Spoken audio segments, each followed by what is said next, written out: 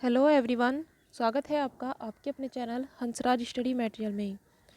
Friends, आज से हम यहाँ क्लास 6 से 8 तक की एनसीईआरटी की बुक्स को शुरू कर रहे हैं, जिसमें सबसे पहले हम लेकर आए हैं क्लास 6 की बुक है हिस्ट्री से संबंधित हमारे अतीत बुक है ये। और इसका जो पहला लेसन है उसे ही हम आज शुरू कर रहे हैं, जिसका नाम है क्या, कब, कहाँ और कैसे। हमारे अतीत में क्या क्या हुआ है, कब हुआ है और वो कैसे कैसे हुआ है, उन सब के बारे में हमें यहाँ पढ़ना है। देखिए, कोई भी एग्ज़ाम हो, अगर आप अभी से पहले से ही एनसीईआरटी की बुक्स को पढ़ना शुरू कर देंगे तो बहुत अच्छा रहेगा। सारे क्वेश्चन आपको यहीं मिल जाते हैं। चाहे आपका सीटेट का एग्ज़ाम हो, सीटेट तो सारा बनाते ही एनसीईआरटी की बुक से हैं।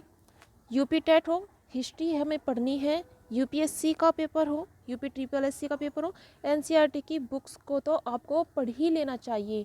और केवल पढ़ना नहीं, उनमें से क्वेश्चन भी आपको पुटअप करने होते हैं। पढ़ने का तभी फ़ायदा होगा जब आप वहाँ से ऑब्जेक्टिव क्वेश्चन निकालेंगे। तो चलिए शुरू कर रहे हैं। देखते हैं लेसन में क्या है। लेसन में देखिए, यहाँ पहले एक लड़की के बारे में बताया है। ये रसीदा है और बैठी अखबार पढ़ रही थी। अचानक उसकी निगाह एक सुर्खी पर पड़ी। 100 साल पहले। वह सोचने लगी, यह कोई कैसे जान सकता है इतने वर्षों पहले क्या हुआ था। तो अब बता रहे हैं कि पहले क्या हुआ, 100 साल पहले, 200 साल पहले, 1000 साल पहले क्या हुआ था, इन सब के बारे में हमें कैसे पता चलता है, यही इस लेसन में बताया है। अब है कि कैसे पता चलाए, कैसे पता लगाए कि पहले क्या हुआ था। यह जानने के लिए कि कल क्या हुआ था, तुम रेडियो सुन सकते हो, टेलीविज़न देख सकते हो या फिर अखबार पढ़ सकते हो, क्योंकि अखबार में पहले दिन की या फिर कुछ दिन पहले तक की खबर होती है। साथ ही यह जानने के लिए कि पिछले साल क्या हुआ था, तुम किसी ऐसे व्यक्ति से बात कर सकते हो जिसे उस समय की स्मृति हो, जिसे वो चीज़ें याद हो। लेकिन बहुत पहले क्या हुआ था ये कैसे जाना जा सकता है। लगभग 100-200 साल पहले, 300, 400 और कई हज़ार साल पहले क्या हुआ था, अब इन्हें कैसे जानते हैं उसके बारे में देखते हैं क्या बता रहे हैं। देखिए, अतीत के बारे में बहुत कुछ जाना जा सकता है, जैसे कि लोग क्या खाते थे, कैसे कपड़े पहनते थे, किस तरह के घरों में रहते थे। ये सब जानकारी हम प्राप्त कर सकते हैं। हम आखेटक किसे कहते हैं, शिकार को, जो शिकारी होते हैं, जानवरों का शिकार करते हैं। पशुपालक, पशुओं को पालने वाले। कृषक, शासक, व्यापारी, पुरोहित, शिल्पकार, कलाकार, संगीतकार या फिर वैज्ञानिकों के बारे में जानकारियाँ हासिल हम कर सकते हैं। यही नहीं, हम ये भी पता कर सकते हैं कि उस समय बच्चे कौन से खेल खेलते थे, कौन सी कहानियाँ सुना करते थे, कौन से नाटक देखा करते थे या फिर वे कौन कौन से गीत गाते थे। ये सब हम पता कर सकते हैं। अब सबसे पहले हम पता करते हैं कि लोग कहाँ रहते थे। देखिए, सबसे पहले कह रहे हैं कि मानचित्र 1 में नर्मदा नदी का पता लगाओ। पहले मानचित्र देख लेते हैं। इसमें नर्मदा नदी को देखते हैं कहाँ पर है। ये देखिए, अब इसमें नर्मदा नदी है, ये रही यहाँ पर। ये भारत की लगभग मध्य में पड़ती है। और इससे ऊपर की तरफ कौन सी पहाड़ी है, ये विंध्याचल की पहाड़ियाँ हैं और नीचे है सतपुड़ा श्रेणी। और इन्हीं के बीच से होकर ये नर्मदा नदी यहाँ बह रही है और बहते बहते कहाँ गिरती है, ये इधर अरब सागर है, अरब सागर में गिर जाती है। तो इस नर्मदा नदी को याद रखिए, इसी के बारे में फ़िलहाल बात हो रही है।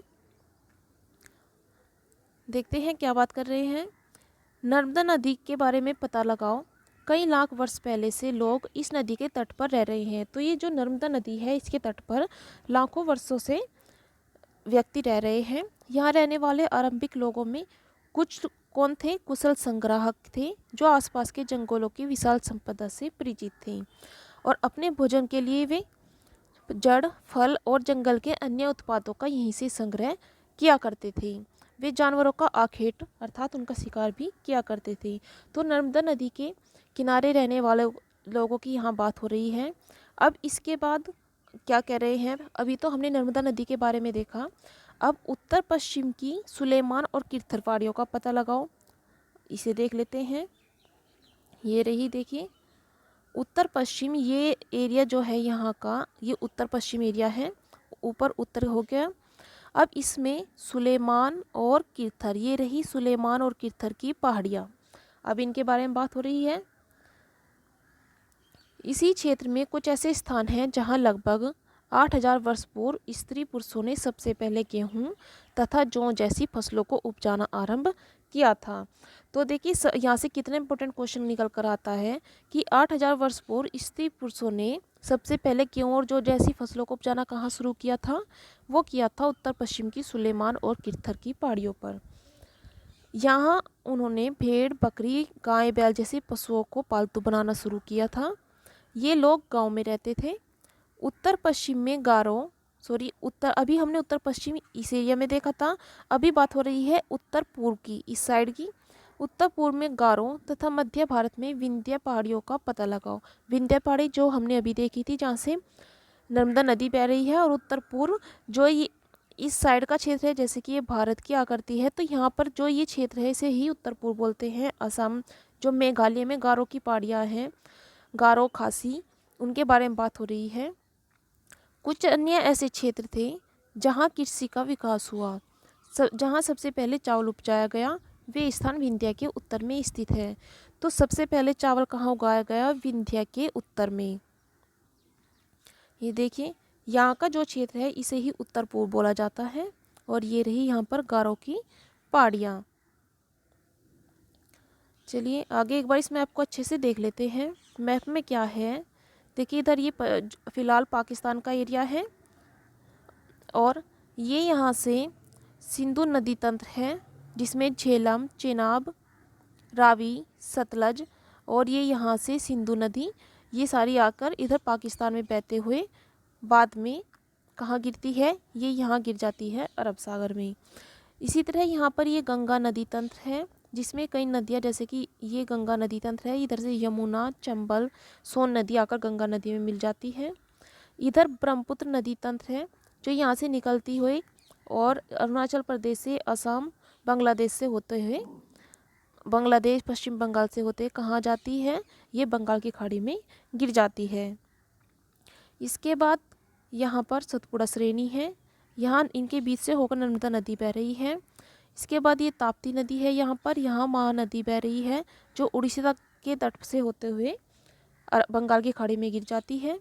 ये गोदावरी नदी, और ये यहाँ कृष्णा नदी है, ये तुंगभद्रा आकर कृष्णा नदी में मिल जाती है। यहाँ पर पेन्नार नदी, ये इधर का एरिया जो है इसे पश्चिमी घाट बोलते हैं, और इधर के को पूर्वी घाट बोलते हैं। यहाँ नीचे कावेरी नदी बह रही है। और इसके बाद यहाँ पर देखिए, ये लक्षद्वीप समूह है, छोटे छोटे द्वीपों का समूह, और इधर है अंडमान निकोबार द्वीप समूह। चलिए अब आगे पढ़ लेते हैं क्या है। मानचित्र पर सिंधु और इसकी सहायक नदियों का पता लगाओ। अभी अभी हमने देखी सिंधु की सहायक नदियाँ। मानचित्र पर सिंधु और इसकी सहायक नदियों का पता लगाओ। सहायक नदियाँ उन्हें कहते हैं जो एक बड़ी नदी में मिल जाती है। तो सहायक नदी कौन सी होती है? जो बड़ी नदी में मिल जाती है। जैसे कि ये ऊपर के क्षेत्र में सिंधु नदी ऐसे बह रही थी, और इसमें कई नदियाँ आकर, जैसे कि झेलम, चिनाब, रावी, ये नदियाँ, व्यास नदियाँ आके इसमें मिल जाती है। तो जो ये छोटी छोटी नदियाँ किसी बड़ी नदी में मिल जाती हैं, तो छोटी नदियों को ही बड़ी नदी की सहायक नदी कहा जाता है। लगभग 4700 साल पहले इन्हीं नदियों के किनारे कुछ आरंभिक नगर फले फूले थे। गंगा और इसकी सहायक नदियों के किनारे तथा समुद्र तटवर्ती इलाकों में नगरों का विकास कब हुआ था? लगभग 2500 वर्ष पूर्व। देखिए गंगा के किनारे लगभग 2500 वर्ष पूर्व हुआ था, और जो सिंधु के बारे में बात हो रही है तो 4700 वर्ष पूर्व की बात हो रही है। चलिए अब आगे देखते हैं। गंगा तथा इसकी सहायक नदी सोन का पता लगाओ। सोन नदी जो नीचे से बह रही थी, वो हमने देखी ऊपर जाकर गंगा नदी में मिल जाती है। गंगा के दक्षिण में इन नदियों के आसपास का क्षेत्र प्राचीन काल में मगध के नाम से जाना जाता था, और वर्तमान में मगध को किस नाम से जानते हैं? बिहार के नाम से जानते हैं। मगध के बारे में हमने बहुत बार सुना भी है। मगध के जो अशोक राजा है वो भी मगध से के थे। हर्यक वंश मगध से संबंधित है। तो काफ़ी लंबी इनकी श्रृंखला है राजाओं की, उसके बारे में हम आगे पढ़ने वाले हैं। इसके शासक बहुत शक्तिशाली थे, और उन्होंने एक विशाल राज्य स्थापित किया था।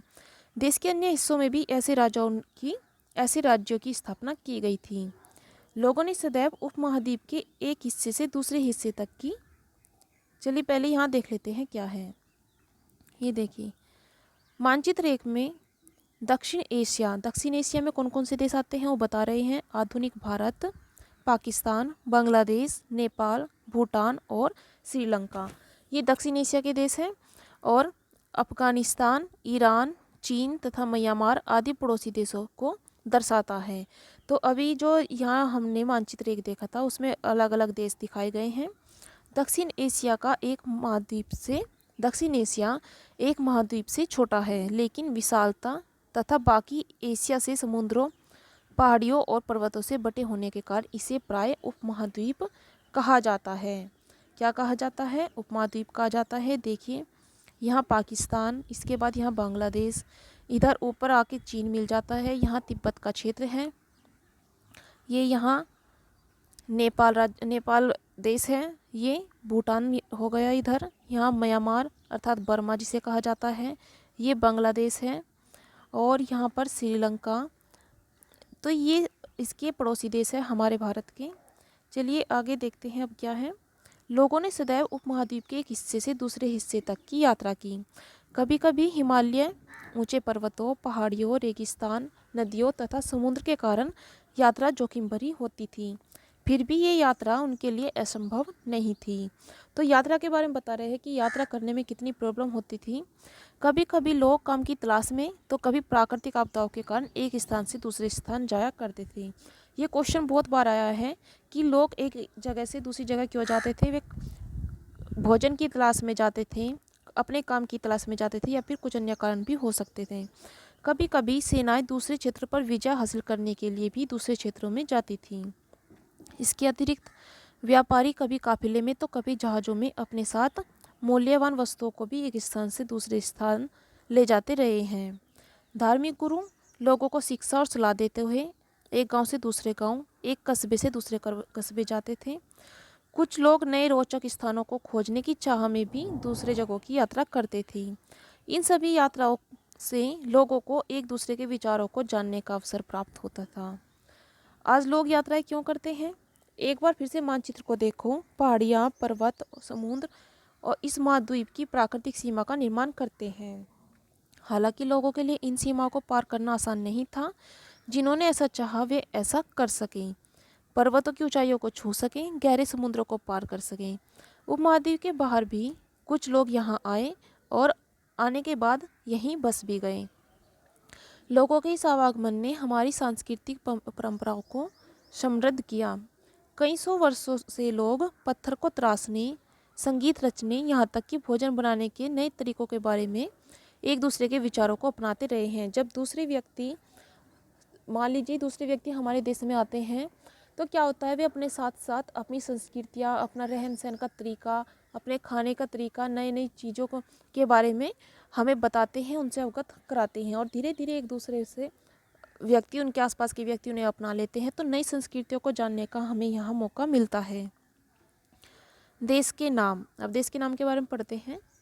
हम अपने देश के लिए प्राय इंडिया और भारत जैसे नामों का प्रयोग करते हैं, लेकिन ये इंडिया शब्द आया कहाँ से, इसके बारे में देखते हैं।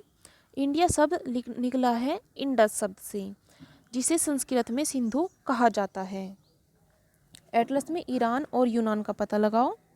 लगभग 2500 साल पहले उत्तर पश्चिम की ओर से आने वाले, उत्तर पश्चिम अर्थात जो रास्ता पाकिस्तान और अफगानिस्तान के से होकर गुजरेगा, 2500 साल पहले उत्तर पश्चिम की ओर से आने वाले जो ईरानी और यूनानी थे, उन्होंने सिंधु नदी को, सिंधु क्षेत्र जो था उसे हिंदोस अथवा इंदोस, और इस नदी के पूर्व में स्थित भूमि प्रदेश को इंडिया कहा। भारत नाम का प्रयोग उत्तर पश्चिम में रहने वाले लोगों के एक समूह के लिए किया जाता था। इस समूह का उल्लेख संस्कृत की आरंभिक कृति ऋग्वेद में भी मिलता है, जो कि लगभग 3500 वर्ष पुरानी है। बाद में इसका प्रयोग देश के लिए होने लगा। अब अतीत के बारे में हमें कैसे जानकारी प्राप्त होती है, इसके लिए देखते हैं। अतीत के बारे में जानकारी प्राप्त करने का एक तरीका अतीत में लिखी गई पुस्तकों को ढूंढना और पढ़ना है। इन पुस्तकों में बहुत सारी जानकारी लिखी है, जिसके आधार पर हमें अतीत के बारे में पता चलता है। ये पुस्तकें हाथ से लिखी होने के कारण पांडुलिपि कही जाती है। अब यहाँ से एक शब्द निकल कर आया है, पांडुलिपि। पांडुलिपि क्या होती है? अंग्रेजी में पांडुलिपि के लिए प्रयुक्त होने वाला शब्द होता है मैन्यूस्क्रिप्ट, और मैन्यूस्क्रिप्ट शब्द लैटिन शब्द मेनू, जिसका अर्थ होता है हाथ से, निकला है। तो मैन्यूस्क्रिप्ट शब्द किस शब्द से निकला है? निकला है मेनू से, जिसका अर्थ होता है हाथ से। ये पांडुलिपियाँ किसकी बनी होती थी? ये बनी होती थी ताड़पत्र।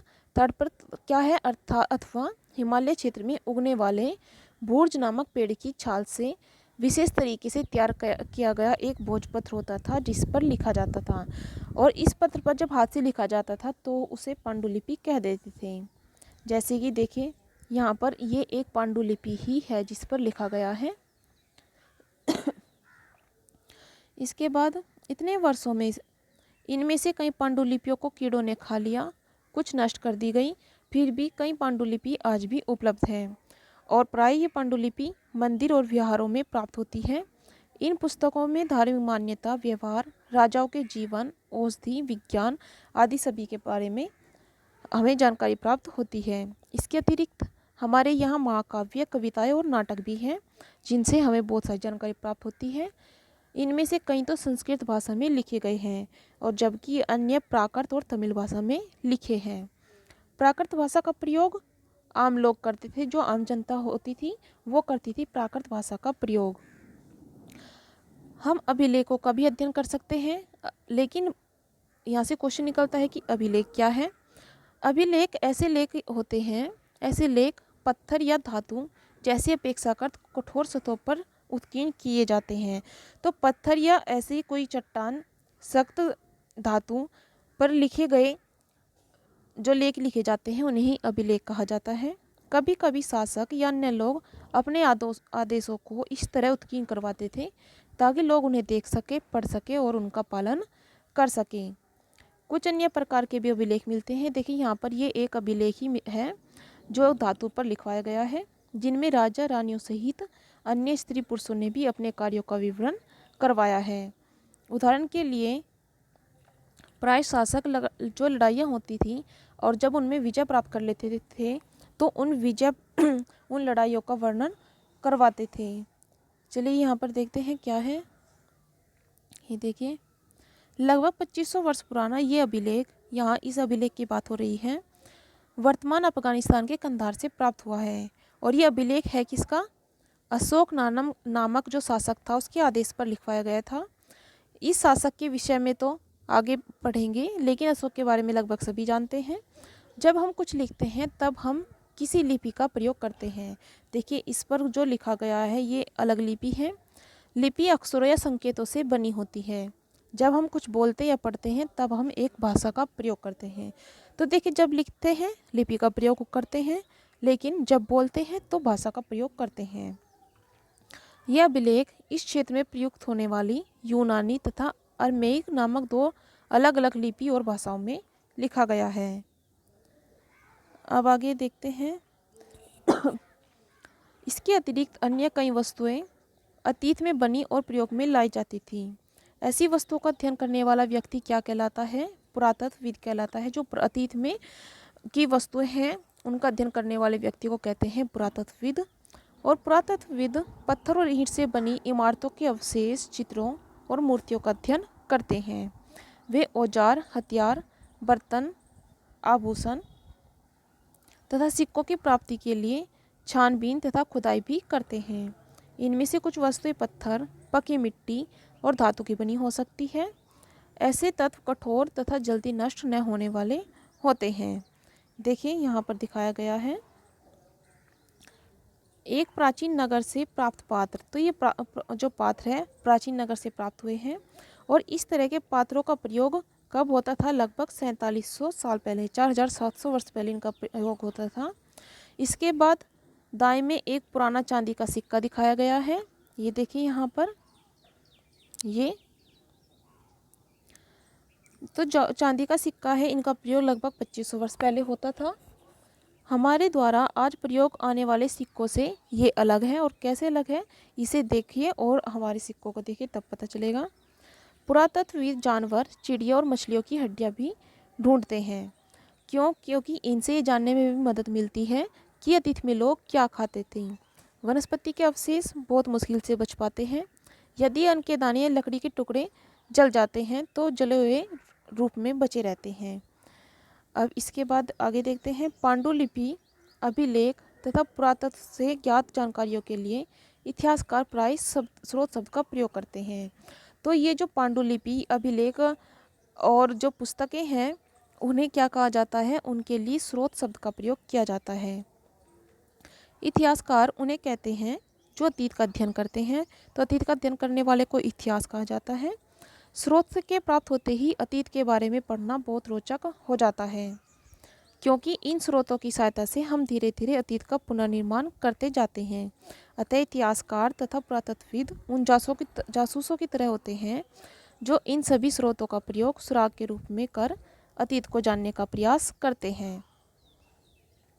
इसके बाद अतीत एक या अनेक, क्योंकि जो हमारी इस बुक का नाम है उसका नाम क्या है, हमारे अतीत,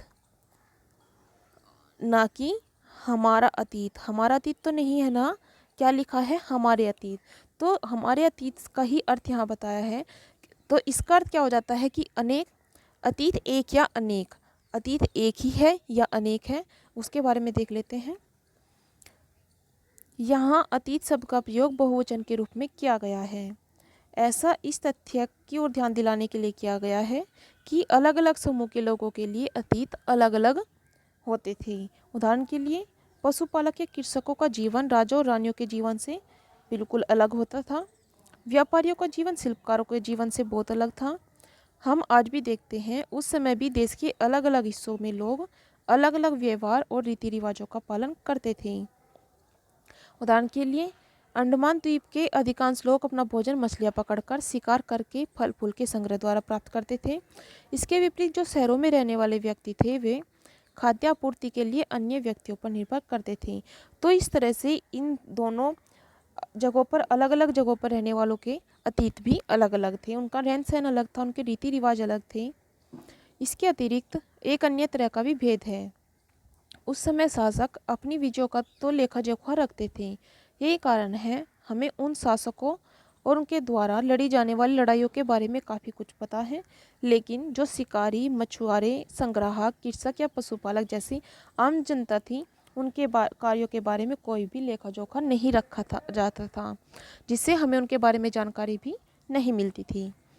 पुरातत्व की सहायता से हमें अनेक जीवन को जानने में मदद मिलती है, हालांकि अभी भी इनके बारे में बहुत कुछ जानना बाकी है। अब तिथि के बारे में बात हो रही है कि तिथियाँ का मतलब क्या है। अगर कोई तुमसे तिथि के विषय में पूछे तो तुम शायद उस दिन की तारीख, माह और वर्ष, जैसे कि 2000 या इसी तरह का कोई और वर्ष बताओगे।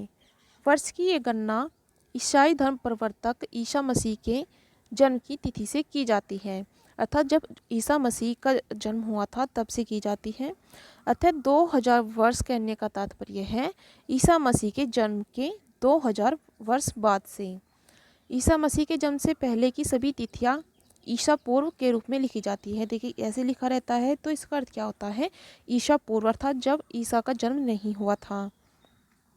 इस पुस्तक में हम 2000 को अपना आरंभिक बिंदु मानते हुए वर्तमान से पूर्व की स्थितियों का वर्णन करेंगे। आगे इतिहास और तिथियों के बारे में ही दिया है, बहुत बार क्वेश्चन भी आया है इससे। चलिए देखते हैं। अंग्रेजी में BC का तात्पर्य होता है बिफोर क्राइस्ट। सीधा सीधा ये दे दिया जाता है कि BC का अर्थ क्या है। इसका अर्थ होता है बिफोर क्राइस्ट, बिफोर अर्थात पहले और क्राइस्ट अर्थात ईसा।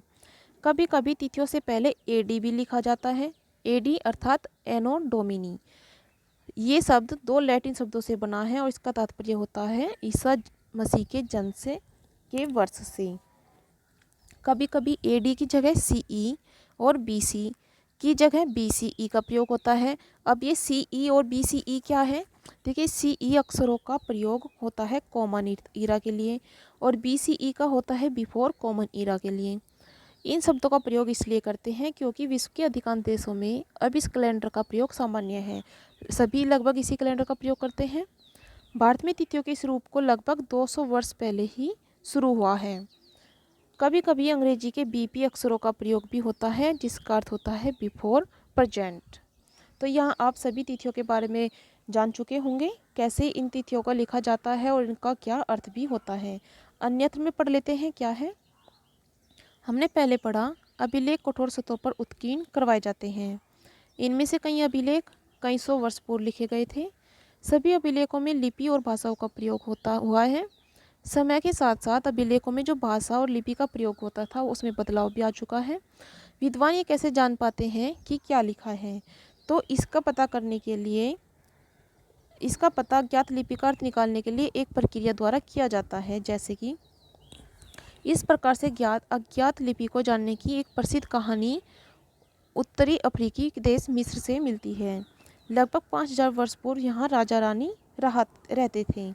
और देखिए यहाँ पर कुछ चित्र बनाए गए हैं, जैसे कि ये जो वर्ग बना है इसके लिए पी शब्द का प्रयोग किया जाता था। इस अर्धवृत्त के लिए टी, इस आकृति के लिए ओ, ये शेर है इसके लिए एल, इसके लिए एम, और यहाँ आई और इसके लिए एस।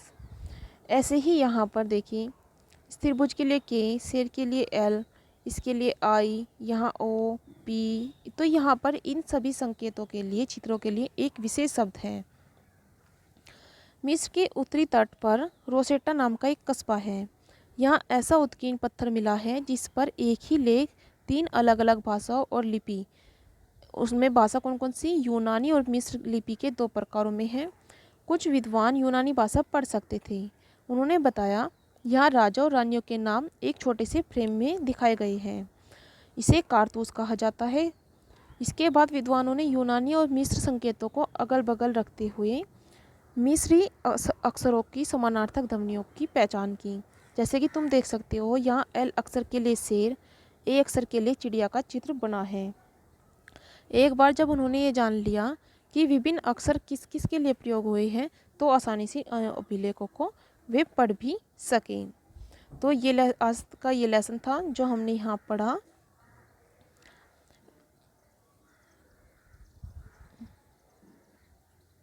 चलिए कुछ इम्पोर्टेंट पॉइंट देख लेते हैं। यहाँ क्या है, तिथियाँ दी गई है, जैसे कि कृषि का आरंभ कब हुआ था? लगभग 8000 वर्ष पूर्व। सिंधु सभ्यता के प्रथम नगर कब के हैं? 4700 वर्ष पूर्व के हैं। गंगा घाटी के नगर मगध का बड़ा राज्य, ये 2500 वर्ष पूर्व, और वर्तमान लगभग 2000 वर्ष पूर्व। ये कुछ तिथियां हैं जो हमने यहाँ पढ़ी, और आगे तो यहाँ कुछ इम्पोर्टेंट नहीं है। इसके साथ ही हमारा लेसन कंप्लीट होता है, और आगे का लेसन जो है हम इसके नेक्स्ट पार्ट में करने वाले हैं। तो चलिए फ्रेंड्स, मिलते हैं हम नेक्स्ट पार्ट में। और फ्रेंड्स, अगर आपको हमारी वीडियो पसंद आती है तो प्लीज़ शेयर करना ना भूलिएगा। और बाकी की वीडियो एनसीईआरटी की बुक्स, अगर आप 4th और 5th की ईवीएस की बुक पढ़ना चाहते हैं, आप लिस्ट में जाइए और वहाँ आपको मिल जाएंगी। चलिए मिलते हैं हम नेक्स्ट पार्ट में।